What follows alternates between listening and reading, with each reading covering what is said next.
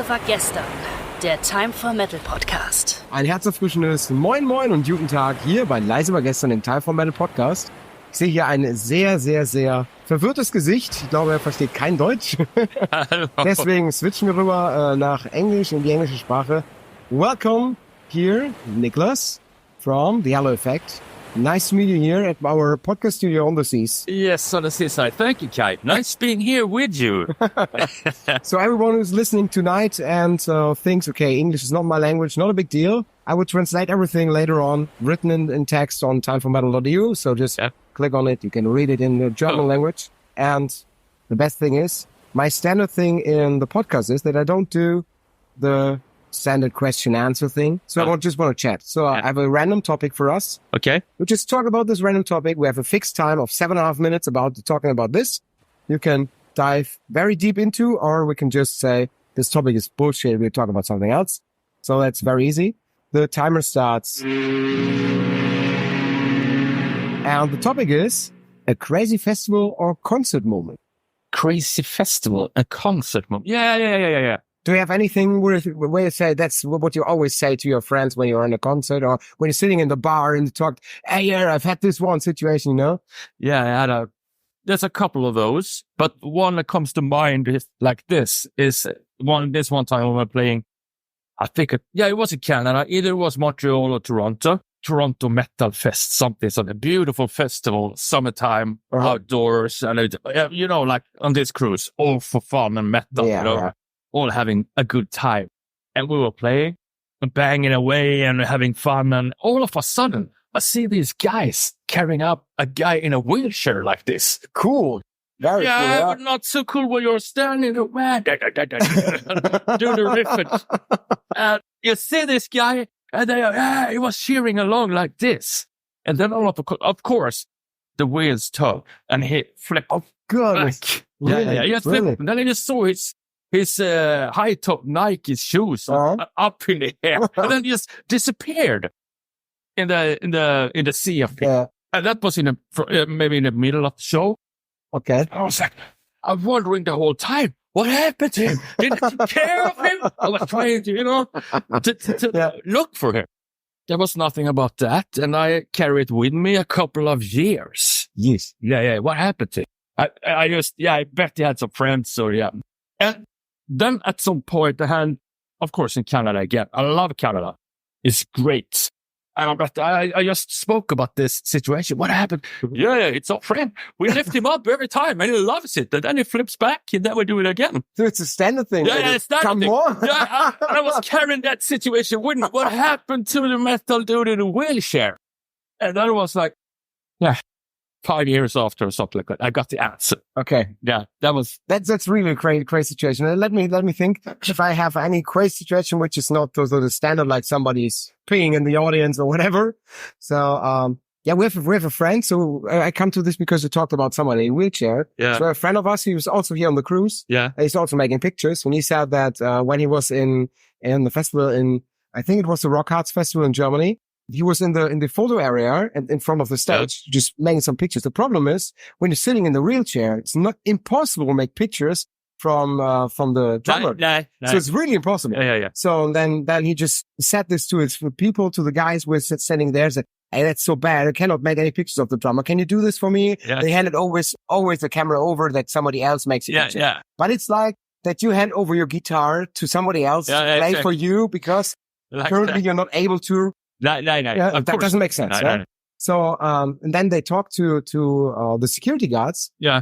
And next day they were standing there and asking, hey, do you want to make a picture of the drummer? It's not a big deal. And 4 big men lift him up. Then he can make pictures. That's so nice. I really love this. That's why I love this kind of community. Yeah. So doesn't matter who you are. Yeah. Wearing the black shirt means you're a part of the community. Of course. So doesn't matter if you're so as long as you're not an asshole, the rest doesn't matter. Yeah, that's a bottom line. You have to behave, be nice, be friendly.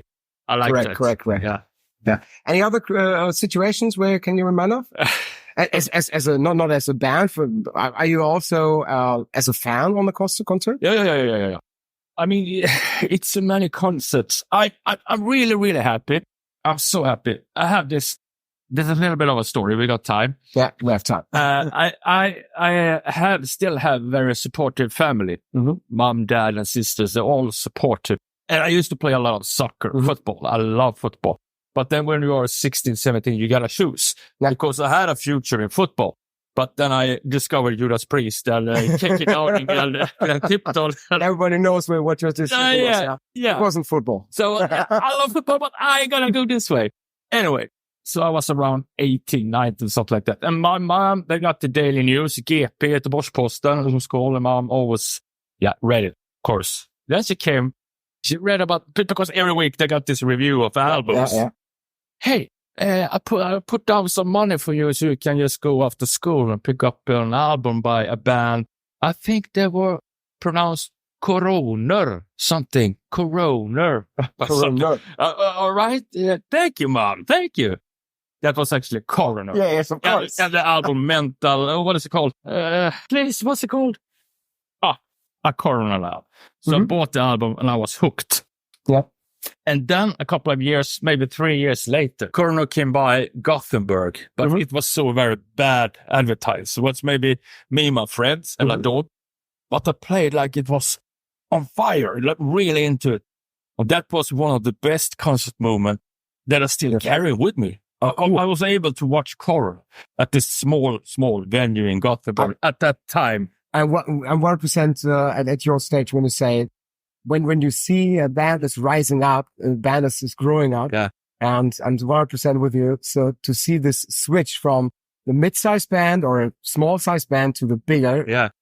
So it's always better to see them in a club or it's a family-like atmosphere. You will never get in the stadium. You will never get in a big stage. Yeah. But the cool thing here is that my mom tipped them up. Oh, you gotta listen to this Coroner band. Here is the one who buy him off the school. Yes, and I didn't come home. And he was, yes, this is great. And then, of course, I showed it to my friends, and then they all into it. So you're the founder of the fan club there in Gothenburg. Yeah. For my friends, I think. And then we went back. Yeah, they have recorded 3 more albums. Nice. I really think that this is a story. These are the stories from really heartbreaking moments. Yeah. So I think for me, this was an Iron Maiden trip. So I was at Rock am Ring 2003, I think. Yeah. So my stepfather just put me there. So I would just want to see Linkin Park and the other. Yeah, of course. Right? Yeah. They were good bands, but they were not there because Chester Benning was sick. So that's the reason I was standing there. What can I take a look here today?